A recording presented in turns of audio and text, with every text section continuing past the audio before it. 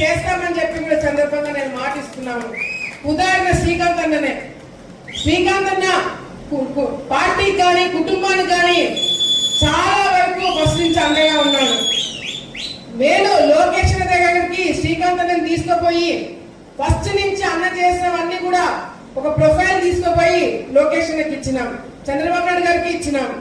కానీ అదే మండలం నుంచి ముక్కు ముఖం తెలియని వాడు ఎవరైనా వెళ్ళి పదవి కావాలని చెప్పి మాకు తెలియకుండా తీసుకుంటే మాత్రము ఆలగడ్డ నియోజకవర్గంలో అడుగు కూడా పెట్టనివ్వమని చెప్పి సందర్భంగా తెలియజేస్తున్నాం.